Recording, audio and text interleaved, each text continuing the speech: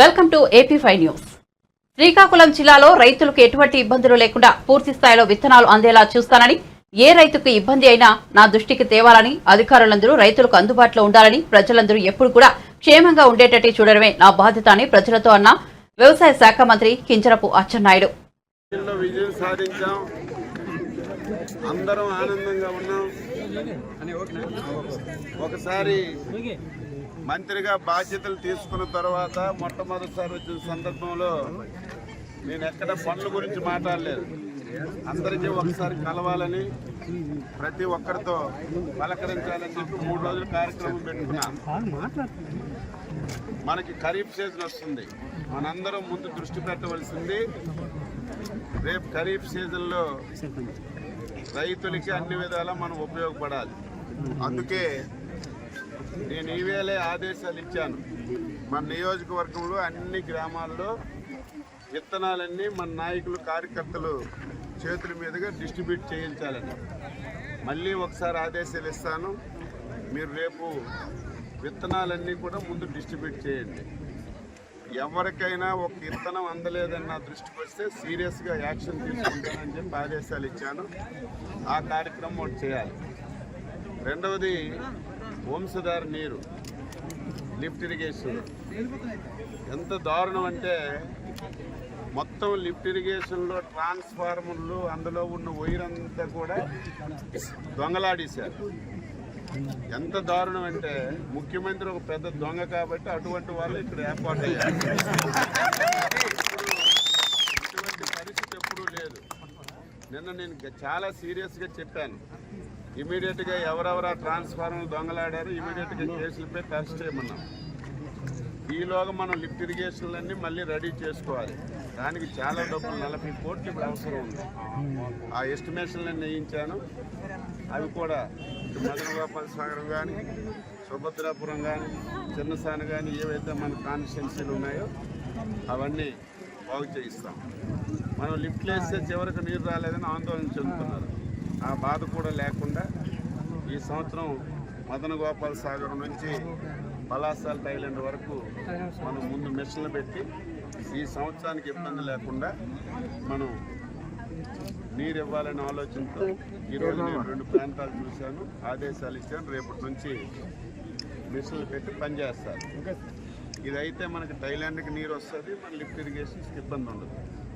ఇక next year నేను చాలా మీటింగుల్లో చెప్పాను, శాశ్వతంగా దీనికి ఒక పరిష్కారం చూపాలి. అందుకే టోటల్గా హిరమండలం నుంచి పలాస వరకు లైనింగ్, సిమెంట్ లైనింగ్ వేయించాలి. ఆ రోజే నేను మంత్రిగా 900 కోట్లు మంజూరు చేశాను. దుర్మార్గులు వచ్చారు, అది పక్కన పడేశారు. ఏమైందో తెలియదు. నేను మళ్ళీ నిన్నే మీటింగ్లో చెప్పాను. ఆ లైనింగ్ పనులు ఆ రోజు ఎస్టిమేషన్ ఈసారికి ఎంత పెరిగింది మొత్తం డీటెయిల్గా వేయమన్నా. మరి ఎంత డబ్బు ఖర్చు అయినా సరే మనం వచ్చే సంవత్సరానికి లైనింగ్ కూడా మనం పూర్తి చేసుకోవాలి. ఈ సంవత్సరం ఇంకొన్ని కార్యక్రమాలు చేయాలి. ఇప్పుడు ఈ పైన చిన్న లిఫ్ట్ ఇరిగేషన్ ఒకటి కట్టాలి. ఇక్కడ మన ఆంధ్ర వీధి, ఇక్కడ మన ఊరగాం దగ్గర కూడా శాస్త్రీయంగా చిన్నది కావాలని అడిగారు.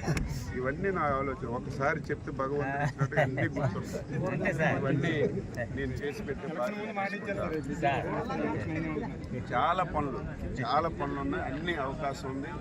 అందులో అదృష్టం ఏంటంటే 95% మంది ప్రజలకి సేవ చేసే భాగ్యం మనకి ఇచ్చాడు చంద్రబాబు నాయుడు. అన్నీ మన దగ్గరే ఉన్నాయి. వ్యవసాయం ఎరువులు మనం ఉన్నాయి, మత్స్యకారులకు సేవ చేయొచ్చు, మార్కెటింగ్ గోడౌన్స్ కట్టొచ్చు, కోఆపరేటివ్ సొసైటీ ద్వారా లోన్లు ఇప్పించవచ్చు. ఒకటి కాదు, అన్నీ మనం చేయొచ్చు. అయితే మనం తెల్లారింది. ఇప్పుడు ఆందోళన చెందిపోయి ఇప్పుడే ఇచ్చేసేయండి. మీరు ప్రజలకు చేరువై మీ పని మీరు చేయండి. నా పని నేను చేస్తాను. మీరు అందరూ ఎవరు చెప్పక్కర్లేదు. అన్నీ తెలుసుకుని చేసి పట్టే బాధ్యత తీసుకుంటాను. అయితే పూర్వంలాగా ఉండదు. కొత్త సిస్టమ్ పెట్టాను. ఫస్ట్ ప్రయారిటీ టెక్కల్ నియోజకవర్గం.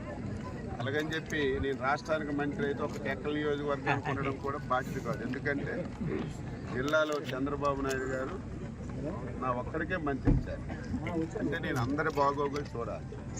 అందుకే నేను కొత్త సిస్టమ్ పెట్టాను. నేను ఎక్కడ ఉన్నా సరే ఫస్ట్ ప్రయారిటీ టెక్కల్. ఈరోజు మీరు నిమ్మాడు వచ్చినా, లేకపోతే నేను ఎక్కడికి వచ్చినా ఫస్ట్ మా సెక్యూరిటీకి కానీ పిఎల్కి కానీ జక్కల్ నియోజకవర్గాల కింద రమ్మని చెప్తాను. మీ పని విని మీకు అన్నీ సహకరించిన తర్వాత మిగతా వాళ్ళ పనులన్నీ చూస్తాను. చాలా ఆలోచనలు ఉన్నాయి. నేను చాలా వరకు ఈ 5 సంవత్సరాల్లో చరిత్ర సృష్టించాలనేది నా ఆలోచన. చాలా సందర్భాల్లో చెప్పాను, రాజకీయ నాయకుడు అంటే ఇందిరా బచ్చెన్నాయుడు లాగే ఉండాలి, ఎమ్మెల్యే అంటే అలాగే ఉండాలి, ఆదర్శవంతంగా ఉండాలనే ఆలోచనతో నేను పనిచేస్తాను. మీ అందరూ దానికి సహకరించాలి. అందరూ సహకరిస్తే మీరే చూస్తారు.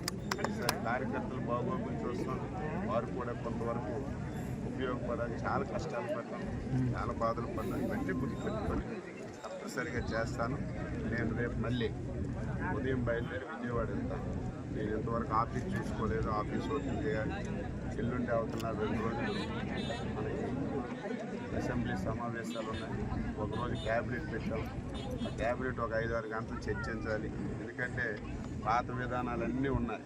మీరు అనుకోవచ్చు చంద్రబాబు నాయుడు ముఖ్యమంత్రి అయ్యారు, ఏ పెట్టిలో కూడా ఒక సిల్లి కావలేదు. అసలు ఎంత ఒప్పాడారో తెలియదు, ఏం చేశారో తెలియదు, అంత నాశనం చేశారు.